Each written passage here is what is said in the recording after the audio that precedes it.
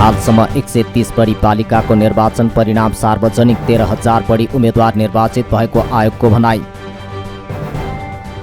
वैशाख 30 गते सम्पन्न स्थानीय तह निर्वाचनबाट 13,000 भन्दा बढी उम्मेद्वार निर्वाचित भएको निर्वाचन आयोगले जनाएको छ। सोमबार निर्वाचन आयोगले गरेको नियमित पत्रकार सम्मेलनमा बोल्दै आयोगका प्रवक्ता शालिग्राम शर्मा पौडेलले सोमबार दिउँसोसम्म 13,582 जना उम्मेद्वार निर्वाचित भएको बताएका हुन्। जसमध्ये प्रमुख 13, अध्यक्ष 117, उपप्रमुख 13 र उपाध्यक्ष 117 जना निर्वाचित भएको उनले बताए। त्यसैगरी वडा अध्यक्ष 2,679, वडा सदस्य 5,318, महिला वडा सदस्य 2,678 र दलित महिला सदस्य 2,647 निर्वाचित भएको उनले बताए। विभिन्न कारणले मतदान स्थगित भएका धनकुटा जिल्लाको शहीदभूमि गाउँपालिका वडा नम्बर 6 को ठाकुर देवी मापी, सप्तरीको रूपनी गाउँपालिका वडा नम्बर 5 को गाविस भवन, रामेछापको खानादेवी गाउँपालिका वडा नम्बर 1 को वडा कार्यालय भवन र सुर्खेतको सिमता गाउँपालिका वडा नम्बर 3 को भगवती मापी लगायतमा सोमबार मतदान भएको उनले बताए।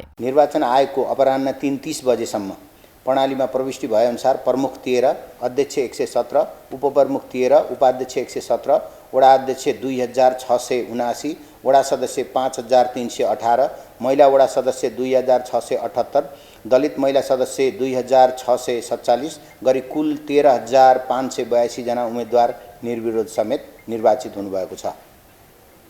त्यस्तै मिति 79 वैशाख 30 गते विभिन्न कारणले मतदान अवरुद्ध भएका मतदान केन्द्रमध्ये आज धनकुटा जिल्लाको शहीदभूमि गाउँपालिका वडा नम्बर 6 को ठाकुरदेवी मावि, सप्तरीको रूपनी गाउँपालिका वडा नम्बर 5 को गाविस भवन, रामेछापको खानादेवी गाउँपालिका वडा नम्बर 1 को वडा कार्यालय भवन, सुर्खेतको सिमता गाउँपालिका वडा नम्बर 3 को भगवती मावि, बझाङको केदारसिंह गाउँपालिका वडा नम्बर 4 को जगन्नाथ उच्च मावि, बझाङको सुरमा गाउँपालिका वडा नम्बर 2 को आधार बगर मावि र बझाङकै सुरमा गाउँपालिका वडा नम्बर 3 कृष्ण प्रावि मतदान केन्द्रमा शान्तिपूर्ण ढङ्गले मतदान भइरहेको छ।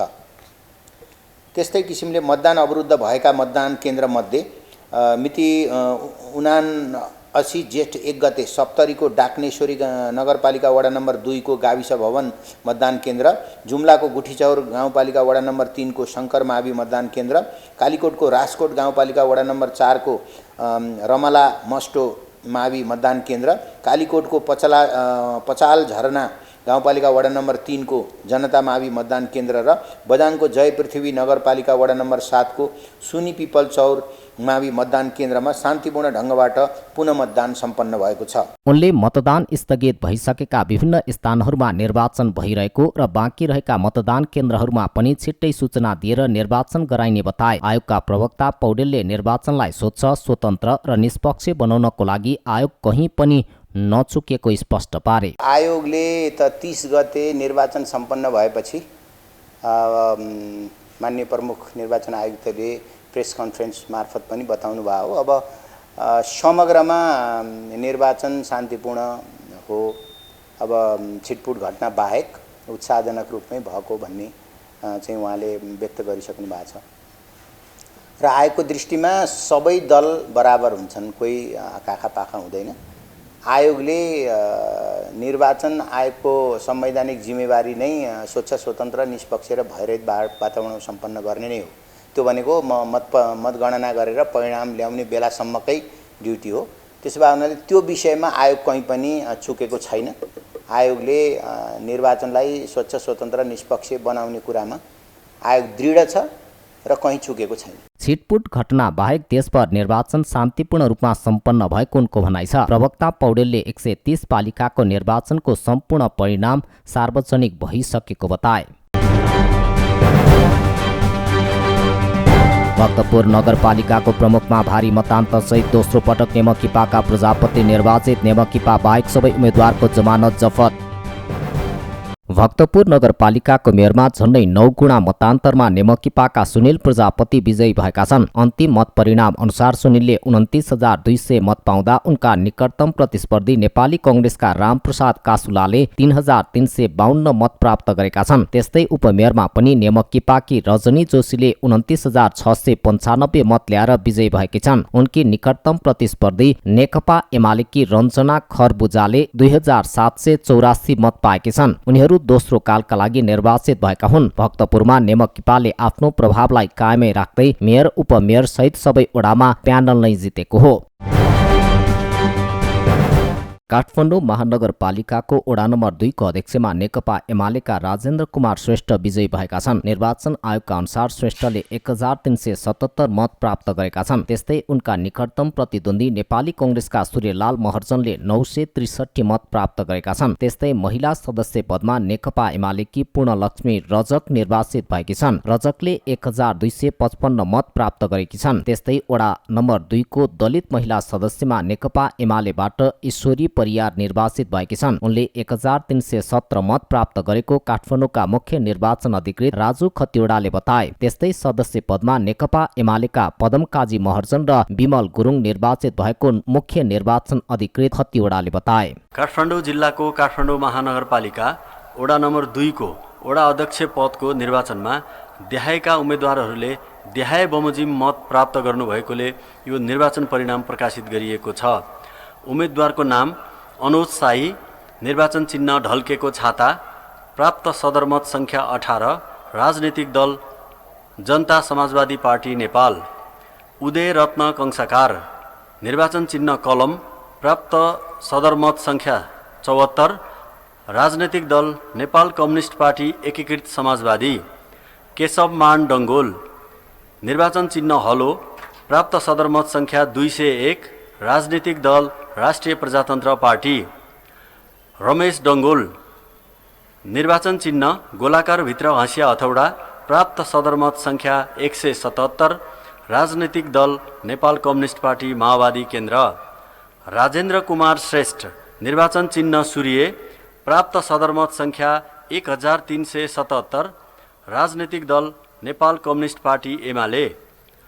सूर्यलाल महर्जन, निर्वाचन चिन्ह रुख, प्राप्त सदरमत सङ्ख्या 963, राजनैतिक दल नेपाली काङ्ग्रेस।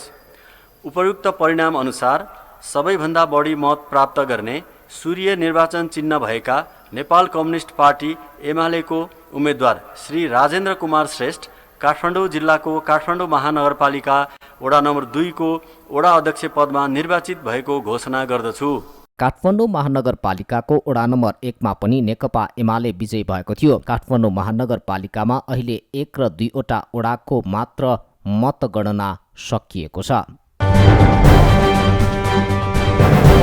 सत्ता गठबन्धनमाथि एमाले लगाएको आरोपप्रति कङ्ग्रेसको आपत्ति। मतगणनाको प्रारम्भिक नतिजाले एमाले आत्तिएको ठहर।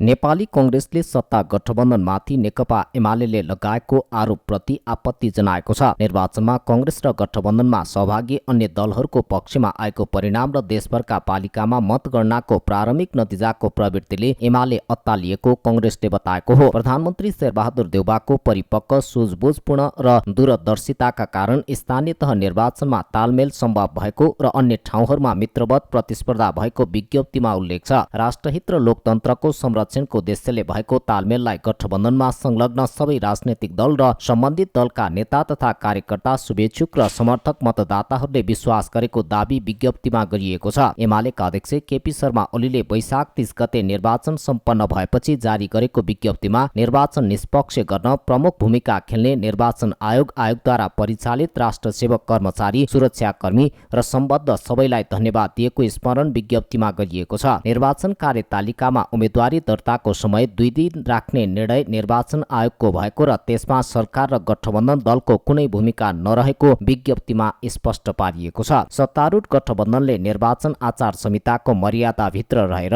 निर्वाचनमा प्रतिस्पर्धा गरिएको दाबी विज्ञप्तिमा गरिएको छ। नेपाल र भारत बीच 5 वटा समझदारी पत्रमा हस्ताक्षर। अरुण 4 आयोजना बनाउन भारतको सतलजसँग सम्झौता। नेपालले 152 मेगावाट पाउने।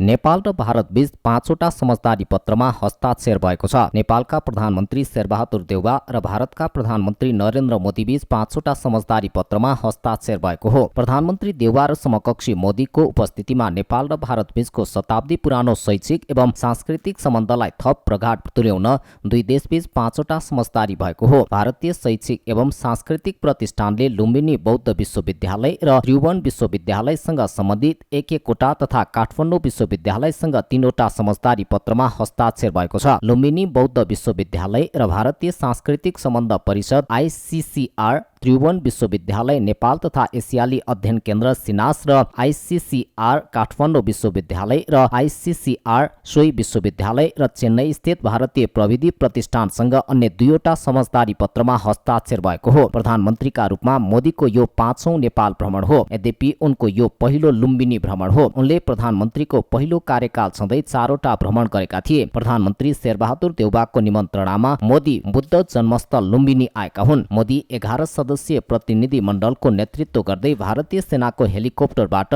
सिधै लुम्बिनी स्थित हेलिप्याडमा उत्रिएका थिए।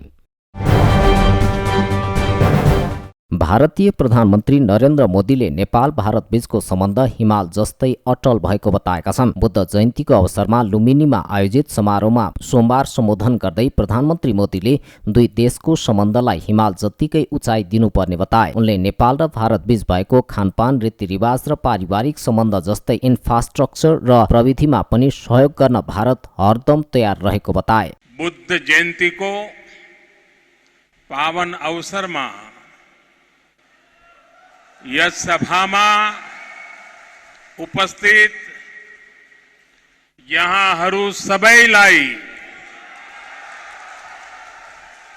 सम्पूर्ण नेपालवासीहरूलाई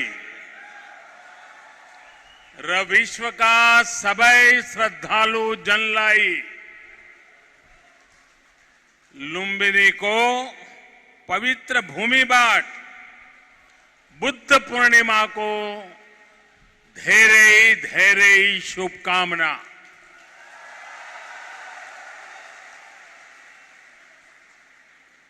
मुझे पहले भी वैशाख पूर्णिमा के दिन भगवान बुद्ध से जुड़े दिव्य स्थलों पर उनसे जुड़े आयोजनों में जाने का अवसर मिलता रहा है और आज भारत के मित्र नेपाल में भगवान बुद्ध की पवित्र जन्मस्थली लुम्बिनी आने का ये सौभाग्य मिला है। कुछ देर पहले माया देवी मंदिर में दर्शन का जो अवसर मुझे मिला वो भी मेरे लिए अविस्मरणीय है। वो जगह जहां स्वयं भगवान बुद्ध ने जन्म लिया हो, वहां की ऊर्जा, वहां की चेतना, ये अलग ही एहसास है।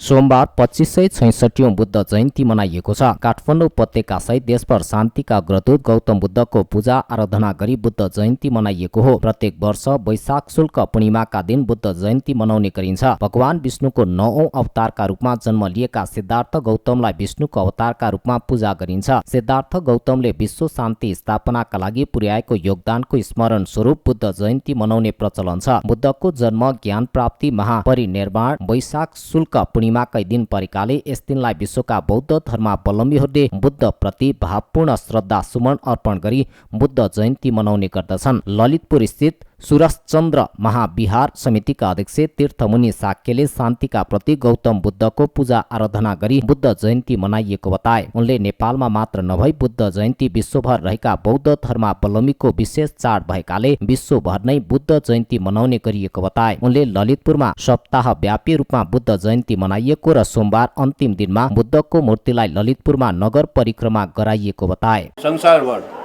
बुद्ध जयन्ती मनाइरहेको अवसरमा यस ललितपुर महापाल स्थित सुरसचन्द्र महाविहारमा पनि धुमधामका साथ बुद्ध जयन्ती मनाइरहेको छ। आज सप्ताहव्यापी कार्यक्रमको अन्तिम दिन यस मूर्तिलाई, यहाँको मूर्तिलाई ललितपुर नगरभित्र परिक्रमा गर्दै बेलुका समापन गर्ने कार्यक्रम रहेको छ। संसारभर बुद्ध जयन्तीको अवसरमा बौद्ध धर्मावलम्बीहरूले विशेष कार्यक्रम आयोजना गरी बुद्धलाई स्मरण गरेका छन्। बुद्धको जन्मभूमि लुम्बिनीमा बुद्ध जयन्तीको दिन ठूलो मेला लागेको छ। मङ्गलबारबाट संघीय संसदको दुवै सदनमा प्री बजेटबारे छलफल सुरु हुँदै अधिवेशनलाई सौहार्दपूर्ण ढङ्गले सञ्चालन गर्न सभामुखको अपिल। सभामुख अग्निप्रसाद सापकोटाले संसदको बजेट अधिवेशनलाई सौहार्दपूर्ण ढङ्गले सञ्चालन गर्न राजनीतिक दलहरूलाई अपिल गरेका छन्। सोमबार संसद भवन अवलोकनका लागि नयाँ बानेश्वर पुगेका सभामुख सापकोटाले सञ्चारकर्मीसँग कुराकानी गर्दै मङ्गलबारदेखि सुरु हुने संसदको अधिवेशनलाई सौहार्दपूर्ण ढङ्गले सञ्चालन गर्न राजनीतिक दलहरूलाई अपिल गरेका हुन्। उनले आफ्नो कुराकानी नभए पनि कानुन मन्त्रीले प्रमुख प्रतिपक्ष दल नेकपा एमालेका संसदीय दलका उपनेता सुभाष नेमुवाङसँग कुराकानी गरिरहेको आफूले जानकारी पाएको बताए। सभामुख सापकोटाले जेठ 15 गते अनिवार्य रूपमा बजेट ल्याउनु पर्ने भएकाले त्यस सम्बन्धमा राजनीतिक दलका बीचमा समझदारी बन्ने विश्वास व्यक्त गरे। मूलत यो बजेटमै केन्द्रित हुन्छ। त्यो प्रक्रिया चाहिँ भोलि 4 बजे बैठक आह्वान भएको छ सम्माननीय राष्ट्रपतिज्यूबाट सरकारको सिफारिसमा। 4 बजे बैठक बसिसकेपछि सबभन्दा पहिला ती बैठकका औपचारिकताबाट सुरु हुन्छ। राष्ट्रपति कार्यालयबाट आएको पत्र वाचन गर्ने, त्यसै गरी अब यो अध्यादेशहरू टेबल गर्ने, त्यसै गरी शोक प्रस्तावहरू पारित गर्ने, अब यो बैठक सञ्चालनका लागि प्यानल प्रस्ताव गर्ने, यी लगायतका विषयहरू भोलि प्रस्तुत हुन्छन्। त्यसका साथसाथै भोलिको मुख्य एजेन्डा भनेर चाहिँ यो प्री बजेट भन्छ र यो बजेटका नीति र सिद्धान्तमाथिको छलफलका लागि अर्थमन्त्रीले प्रस्ताव प्रस्तुत गर्नुहुन्छ र भोलि एकाध छलफल होला। त्यसपछि 4 र 5 गते छलफल हुन्छ। सभामुख सापकोटाले बजेट अधिवेशन मूल रूपमा बजेटमै केन्द्रित हुने बताए। सञ्चारकर्मीको जिज्ञासाको जवाब दिँदै उनले प्रधान न्यायाधीश चोलेन्द्र शमशेर जबरामाथि लागेको महाअभियोगको प्रस्तावमाथि बजेट पारित भइसकेपछि मात्र छलफल हुने बताए। दलहरूको र खास गरी सरकारसितै छलफल गरेर अगाडि जाने कुरा हो। मुख्यतः दलहरूको अब सम्भवतः भोलि नै पनि यसमा सामान्य हुनसक्छ। तर फेरि मलाई के लाग्छ भने यो बजेट अधिवेशन भएको हुनाले यो बजेट पारित गर्ने कुरा नै सर्वाधिक प्राथमिकताको विषय भएको हुनाले बजेट पारित भइसकेपछि त्यो सन्दर्भमा अलिकति विषय केन्द्रित हुन्छ होला। उनले सर्वसम्मत भइसकेको विधेयकहरूलाई अगाडि बढाउनको लागि राजनैतिक दलहरूको बीचमा समझदारी भएमा त्यसलाई अगाडि बढाउन संसद सचिवालय तयार रहेको स्पष्ट पारे। संघीय संसदको बजेट अधिवेशन मङ्गलबार अपराह्न 4 बजे बस्ने गरी आह्वान गरिएको छ।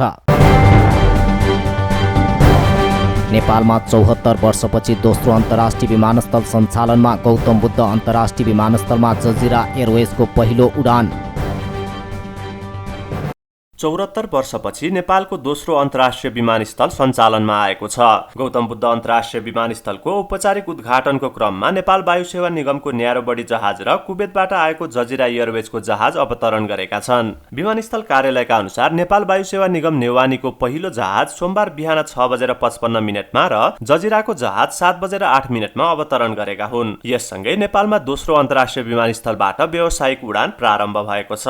जजिराको जहाज भने दोहाबाट कुवेत ट्रान्जिट गरी नेपाल आएको हो। गौतम बुद्ध अन्तर्राष्ट्रिय विमानस्थलबाट व्यावसायिक उडान भने 29 जेठबाट हुने नागरिक उड्डयन प्राधिकरणले जनाएको छ।